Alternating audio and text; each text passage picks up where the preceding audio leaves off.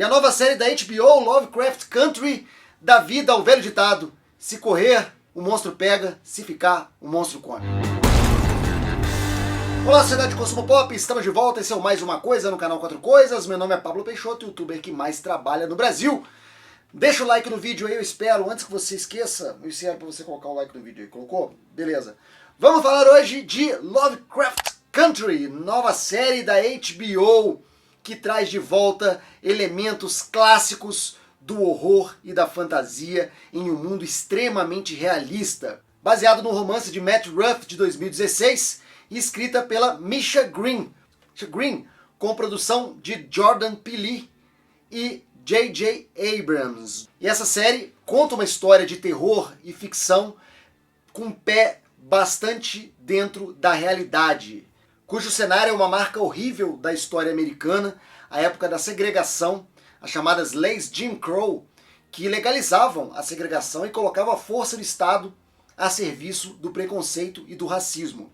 A série é muito rica e muito educativa, mostrar o que eram os Estados Unidos num passado que o próprio americano não gosta muito de lembrar. Nós também não gostamos de lembrar muito do nosso passado escravagista, pós-escravagista, e lembrar que é um país racista e um país estruturalmente racista. No caso da série Lovecraft Country, esse cenário está bem vivo e bem real, a ponto de você não conseguir distinguir quais são os monstros verdadeiros da história. Se o monstro verdadeiro é o racismo, são os horrores daquele ambiente segregacionista, onde os bancos de trás do ônibus são somente para negros e os bancos da frente somente para brancos, que as lanchonetes têm duas entradas, uma colorida, bonita para os brancos e outra para os negros, e o racismo do dia a dia, as provocações e a própria lei a serviço do preconceito, da discriminação, são coisas horríveis que quando aparecem os monstros na série, você inexplicavelmente se sente vingado, se sente bem,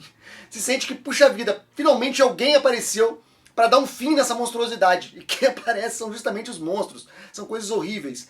Essa história me lembrou bastante A Noite dos Mortos-Vivos, de George Romero, onde a protagonista branca se vê trancada numa casa com um homem negro, isso em 1968. E faz a gente pensar que para a protagonista e para grande parte da audiência branca, se sentir fechado numa casa, tendo que depender e confiar no homem negro, era algo tão angustiante, tão assustador, quanto os zumbis que estavam esperando do lado de fora.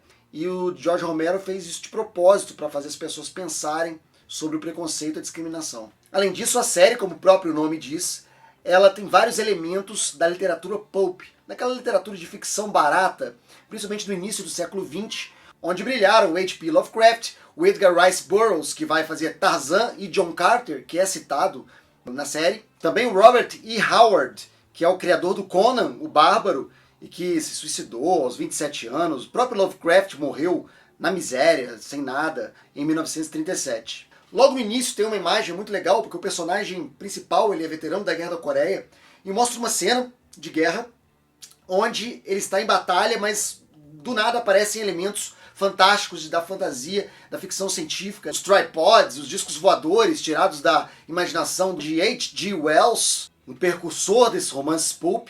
E aparece também o próprio Cthulhu, né, que eu acho que é o monstro mais famoso do H.P. Lovecraft, que é aquela criatura impronunciável, cheia de tentáculos e com a boca gigante cheia de dentes. E, claro, elementos da vida do personagem principal, o Atticus, inclusive o Jack Robinson, que é o primeiro jogador negro de beisebol a participar da principal liga de beisebol americana. E a história é sobre esse personagem, o Atticus, que, na companhia de um amigo de infância e do seu tio, cruza os Estados Unidos numa road trip atrás do paradeiro do pai do Atticus, que desapareceu. E as pistas levam a um lugar perdido no meio do Massachusetts, que teria inspirado as histórias de Lovecraft e que teria pistas do paradeiro do pai do personagem principal. E nessa viagem, o tio do Atticus ele faz aqueles Green Books. Se você acompanhou o filme ganhador do Oscar, você sabe o que é. São livros de viagem para afro-americanos, para eles saberem quais são os lugares onde eles podem comer, onde eles podem dormir, sem romper nenhuma lei local, porque essas leis de Jim Crow eram horríveis e davam direito não eram nem milícias, era a polícia mesmo, dava direito às forças da lei em prenderem, espancarem, até matar afro-americanos que não estivessem dentro das conformidades dessas leis, que tornavam a vida dos afro-americanos completamente terrível. Eles não tinham acesso à educação, eles não tinham acesso ao emprego, eles não tinham acesso a empréstimo de banco.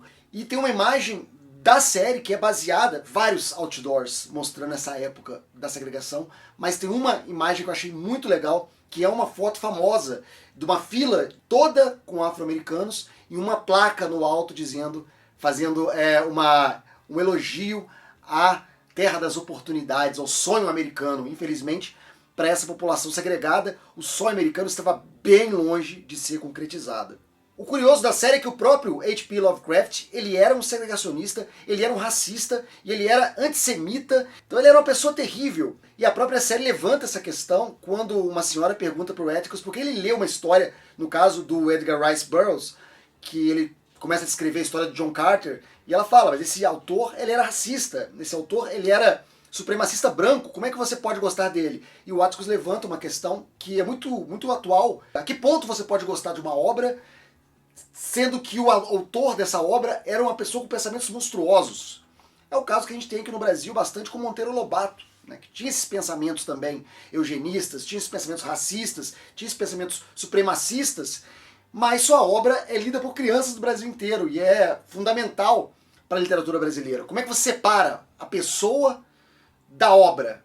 E isso é levantado até na própria série, achei bem interessante. Uma dessas leis segregacionistas inspiraram uma das cenas mais legais do primeiro episódio, que é o toque de recolher, que nenhum afro-americano poderia ficar na rua depois que escurecesse. E eles estão num carro, e eles precisam sair do condado, onde tinham essas leis, para ficarem livres. Só que se eles corressem demais, o xerife podia pará-los por velocidade fora do limite. Então eles tinham que ir na velocidade, dentro da lei, a tempo de sair dos limites do condado e não serem presos pelas leis do toque de recolher. E a cena mais tensa e que você fica realmente com o coração na boca, mais do que quando aparecem os monstros na série, pelo menos foi o meu caso.